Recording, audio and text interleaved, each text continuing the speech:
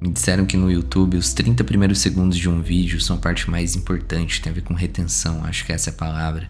Então foi por isso que eu acelerei as coisas nesse comecinho, mas eu gostaria de desacelerar um pouco. Eu desembarquei no aeroporto de Bangkok no dia 28 de março e por motivos diversos eu tenho sentido certa dificuldade em fazer aquilo que supostamente eu estou aqui para fazer, escrever um romance. Os primeiros dias da viagem têm sido uma tentativa de estabelecer uma rotina em um fuso 10 horas à frente do Brasil e 6 da França, que tem me feito dormir tarde e acordar tarde. E ainda tenho jet lag, essa alteração no relógio biológico que me deixou meio grogue por umas 48 horas. Mas o processo de escrever um livro é também não escrever, é ir para as ruas, é caminhar sem rumo, é ser um flaneur. Por flaneur, esse personagem que tem origem, veja só você na França, nosso João do Rio diz o seguinte em A Alma Encantadora das Ruas. Flanar, aí está um verbo universal sem entrada nos dicionários, que não pertence a nenhuma língua. O que significa flanar? Flanar é ser vagabundo e refletir, é ser basbaque e comentar, ter o vírus da observação ligado ao da vadiagem. João do Rio publicou A Alma Encantadora das Ruas em 1908. É difícil em 2025 ter o vírus da observação ligado ao da vadiagem. Quando foi a última vez que você sentou num parque, na praia, no topo de uma montanha, sem o seu celular do lado, sem checar notificações, DMs, e-mails? Quando foi a última vez que você leu um livro por 2 horas a fio sem ter o impulso de assistir um vídeo acelerado no TikTok? Quando foi a última vez que você se sentou para escrever segurando apenas um caderno velho e uma caneta, sem a ajuda de uma inteligência artificial? เพื่อที่จะเข้าถึงแต่ถึงอย่างนั้นก็ขอกล่าวสั้นๆในที่นี้เท่าที่เวลามีอยู่เพียงเล็กน้อยขั้นสูงสุดนั้นก็คือการที่จิตหลุดพ้นจากกิเลสอาสวะทั้งหลายทั้งปวงถ้าจะเรียกเป็นคนก็คือตั้งแต่พระโสดาบันเป็นต้นไปเมื่อถึงขั้นนั้นแล้วก็มีแต่ว่าจะเป็นพระอรหันต์ในที่สุดไม่มีแล้วที่จะกลับมาท่านละกิเลสที่สำคัญยิ่งอยู่3ประการในเบื้องต้นคือสักกายทิฏฐิวิจิกิจฉาศีลปัตตประมาทการที่ยึดมั่นในเรื่องตัวเรื่องตนเหมือนกับที่เคยยึดมั่นไม่มีแล้ว Entre as ruínas de Ayutthaya choca a imagem de Budas decepados pelo exército birmanês. A crueldade birmanesa conseguiu ir além de interromper vidas e sonhos. A crueldade birmanesa decepou o que o povo do Sião considera mais importante, a sua fé. O grande problema em tentar ser um youtuber aos 35 é que eu não tenho a menor noção do que eu estou fazendo. Eu tenho dificuldades em falar com a câmera, eu tenho dificuldades com o áudio, desanima. Mas eu não quero contratar alguém para editar, eu não quero contratar alguém para cuidar do áudio. Eu não quero nada disso, eu tenho fé de que eu conseguirei fazer as coisas do meu jeito, sem me preocupar com o algoritmo, sem me preocupar com os 30 segundos iniciais. Eu apenas tenho fé. Também estou em Ayutthaya por conta do 17º World Wai-Kru Muay Thai, evento em que praticantes desse esporte, um patrimônio nacional, prestam homenagens e referenciam seus mestres. Wai significa prestar respeito, Kru significa professor. Gosto do Muay Thai não apenas pela luta em si, mas pelo ritual, por tudo que envolve uma luta. O Wai-Kru acontece através de uma espécie de dança antes do combate.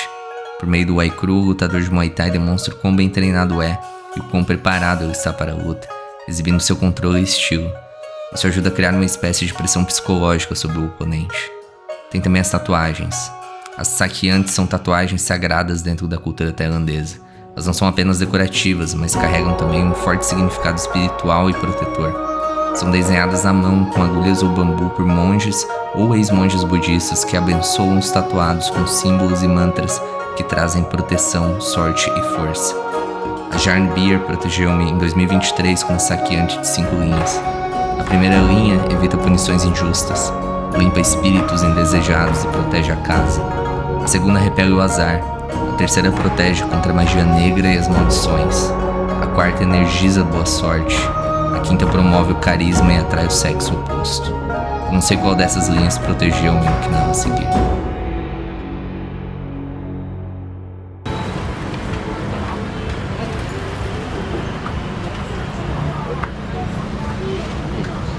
Tá muito bom. Eu ainda sou um aspirante a youtuber. Então é a segunda vez que eu tô gravando esse mesmo take. Porque eu esqueci de gravar o áudio da primeira.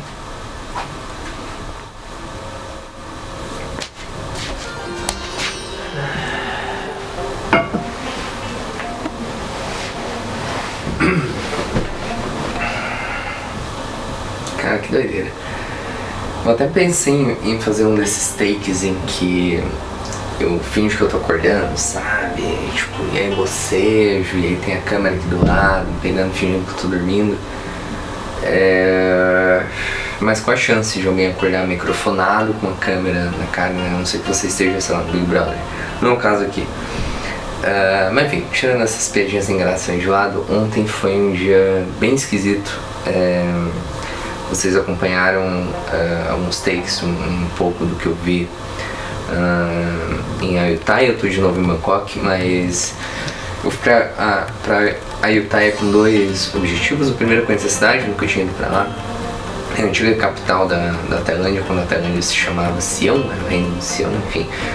Foi a cidade mais importante dessa região do mundo lá por 1700, 1600.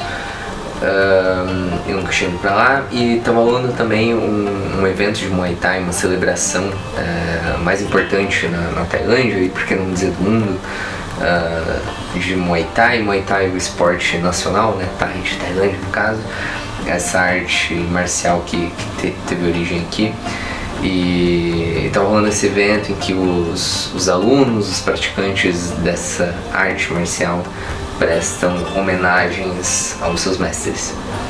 Eu acompanhei o evento, foi super legal, adorei a cidade, ainda que tudo tenha sido um pouco corrido.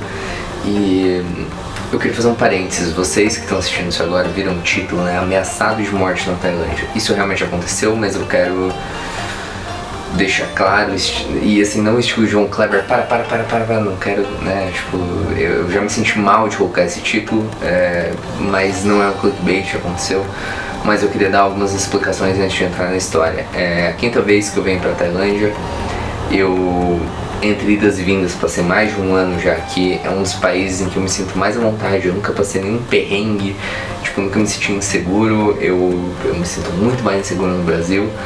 Ainda que a Tailândia seja um país em desenvolvimento, que é como chamam, como eram chamados os países de terceiro mundo nos anos 90, né? Na verdade, a gente chama agora país em desenvolvimento, que a gente chamava de país do terceiro mundo nos anos 90. Ainda que a Tailândia esteja nesse ranking de país em desenvolvimento, diferente do Brasil, diferente de outros lugares do mundo, é um país bastante seguro. Tem um pouco da sua origem vem do fato de ser um país 95% budista, então 95% da população é praticante do budismo. Eles acreditam muito em karma, então violência, roubos, qualquer coisa que você faz mal para outra pessoa, eles acreditam que isso vai contra você numa possível reencarnação, é o que eles acreditam. Então isso explica um pouco também da segurança na Tailândia. Então eu tô dizendo isso porque no último mês teve essas notícias de tráfico humano na Tailândia. Uns gorilas lá do Brasil foram pra Tailândia, tinham umas propostas de trabalho, foram acabar no Mianmar, foram escravizados, enfim, rolou todo um rolê, é muito bom. Mas teve todo esse rolê de tráfico humano, e aí pessoas vieram perguntar, mas a Tailândia não é insegura? Não, cara, tipo, o que aconteceu com eles foi muito específico.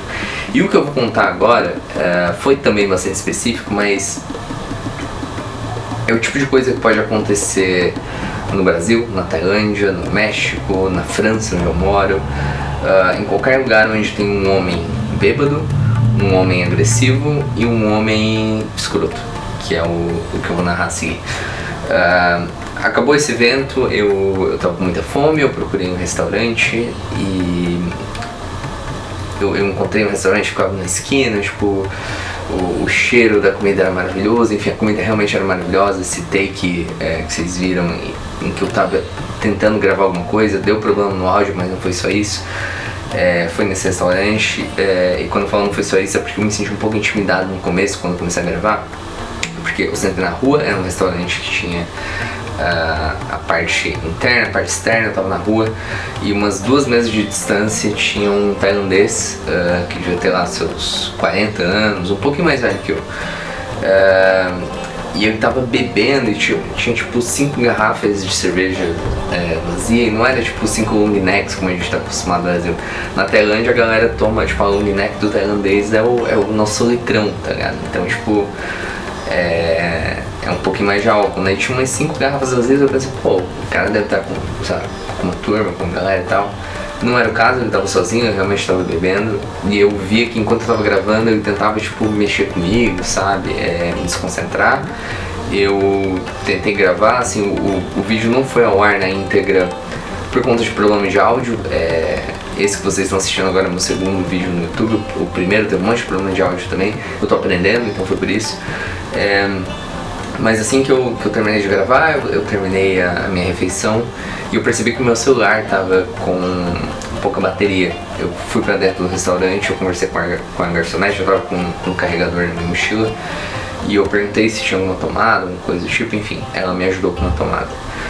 A partir daí as coisas começaram a ficar muito estranhas, porque esse cara que tava mexendo comigo na rua, ele entra pro restaurante e ele me faz uma pergunta muito esquisita.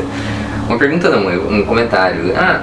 Se você quiser ir ao banheiro, tem um banheiro aqui. E eu, ok, tô de boa, tipo, não preciso, obrigado, só tô aqui carregando meu celular, tranquilo, já tinha pago a conta e tal. Passa, sei lá, 2, 3 minutos, ele volta e faz o mesmo comentário. Mas se você quiser ir ao banheiro, tem um banheiro aqui. E eu, suave, meu bruxo, tamo de boa, não preciso, tranquilo, obrigado. E eu comecei a achar que isso estava estranho. Passa mais um tempo, ele volta para pedir uma garrafa de rum. O rum na Tailândia é tipo a nossa cachaça, tipo 51, sabe? Tipo uma bebida típica, assim, principalmente em lugares mais pobres, assim, enfim. O rum tailandês é muito famoso. É uma bebida bastante popular. E esse cara vem, pede uma garrafa só pra ele, pede gelo e pega 2 copos e mostram pra mim, tipo, cara, você quer ir lá tomar comigo? Gosta de rum e tal? Cara, eu até gosto de rum, o ponto não é esse. E eu gosto quando eu tô viajando quando situações assim caem no meu colo, sabe? Tipo, pô, vou beber com um tailandês na Tailândia rural, sabe? Coisa do tipo. Só que as coisas estavam estranhas. Então eu falei pra ele, não. Raramente eu digo não pra um convite do tipo assim, quando acontece. Então eu falo não, ele sai com a sua garrafa de rum, com um balde de gelo, e depois de um tempo ele volta. E aí as coisas realmente ficaram estranhas. Que ele fala... a garçonete tava servindo uma outra mesa perto de mim e ele aponta pra ela e fala pra mim, você sabe que ela tá afim de você, né? E tipo, óbvio, tudo isso em inglês, né? E eu meio que fiquei assim, tipo, aquele sorriso amarelo, sabe, desentendido. Aí eu mostrei minha aliança, não, nada a ver, né? Tipo, sou casado e tal. Enfim, falei qualquer coisa do tipo. E ele, não, mas ela tá afim de você. E deu pra ver na cara dela que ela tava muito desconfortável, obviamente. Tipo, ela fez uma cara, tipo... ela tava muito desconfortável. Ela falou alguma coisa em tailandês pra ele, que obviamente eu não sei o que foi. E ele saiu de novo, tá? E aí eu realmente percebi, cara, isso tá muito estranho. Então... o meu celular tava com uns 30% já de bateria e eu consegui pegar uma motinho. Eles não usam, não tem Uber na Tailândia, mas tem o Grab, que é um aplicativo similar, assim. E eu peguei essa motinho pra ir pra estação de trem pra voltar pra Bangkok. E saí do restaurante, agradeci a garçonete e fui pra calçada, né? Quando eu tô na calçada esperando a motinho, eu ouvi uma gritaria, tipo assim, tipo pessoas brigando. Eu olho pra trás e é essa parte muito escrota da história em que infelizmente eu não pude fazer nada, eu me senti de mãos atadas. Eu vi esse cara, tipo, ele prensa essa garçonete na parede e ele agride ela, com socos, pontapés, enfim. E eu fiquei pensando, meu Deus, o que eu vou fazer? Eu olhei pra dentro, tinha a maioria do pessoal que tava lá dentro eram tailandeses, ninguém fez nada. Tinha um casal de estrangeiros que ficaram meio que olhando, tipo, e eu vi nos olhos deles, tipo assim, cara, o que a gente vai fazer? Ninguém fez nada, obviamente, porque poderia ser muito perigoso. E aí quando eu olhei pra trás, ele olhou pra mim, tipo, a gente trocou olhares, sabe? E ele começou a andar na minha direção. E eu decidi atravessar a rua. E por sorte, muita sorte, quando eu atravessei a rua, chegou a motinho. Eu subi na motinho. Assim que eu subi na motinho, ele levantou a camisa dele e ele mostrou uma arma. Ele tinha uma arma, ele tava armado. E eu não sei por que diabos eu fiz isso. Sei lá, eu acho que eu já tava com o braço no meio do caminho pra fazer isso, mas eu dei um tchauzinho assim pra ele. E ele me deu um tchauzinho, tipo, mostrando a arma, sabe? Tipo, foi um negócio muito bizarro. E aí depois na motinha, depois já no trem voltando pra Bangkok, eu percebi o que talvez tenha acontecido. Provavelmente quando ele me chama pra, vá, né, tem um banheiro aqui. Talvez ele queria que eu entrasse no banheiro, já ser uma portinha, sei lá o que, e ele me dá um pau, sabe? Não acho que ele ia me matar, algo do tipo, mas eu provavelmente ia tirar algum tipo de satisfação, porque o que eu percebi, e é muito comum na Tailândia, restaurantes, lojas, comércio, de forma geral, são lugares familiares, né? No sentido de, provavelmente era um casal que tocava aquele restaurante, eles deviam ser, sei lá, marido e mulher. Esse cara tava lá bebendo, ela trampando e por algum motivo ele achou que ela tava dando mole pra mim, sei lá, e óbvio, isso é muito, muito, muito errado, mas eu acho que na cabeça doentia dele, ele deve ter achado isso, e isso de ir pro banheiro talvez fosse isso, de eu querer me bater e tal, mas o que eu acho mais chocante é que ele realmente estava armado, sabe, ele mostrou a arma, eu acordei pensando em duas coisas, que alívio, tipo, que eu tô bem, mas também nessa mulher, sabe, porque eu vi ela sendo agredida e eu não sei como acabou a noite dela, e eu não sei como, enfim, que a vida dela, como é a vida dela, como vai ser daqui pra frente. Esse cara tem uma arma e ele é um agressor de mulheres, sabe, então, por que eu fiz todo esse disclaimer, digamos assim, sobre a Tailândia? Porque não é um problema da Tailândia, sabe? Tipo, o problema desse cara é um problema de homens bêbados, com armas, agressivos, enfim, é um tipo bem específico de pessoa que tem no mundo inteiro. Mas enfim,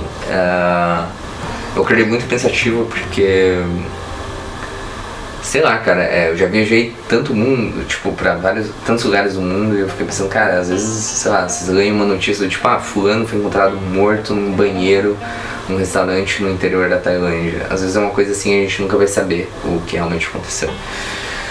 Enfim, eu tô bem, amanhã eu tô... As merdas que eu faço, né? Amanhã eu vou atravessar a ponte do Rio Kauai na Ferrovia da Morte. Então, assim, um clima bem bom pra gente acabar esse vídeo, mas enfim, gente.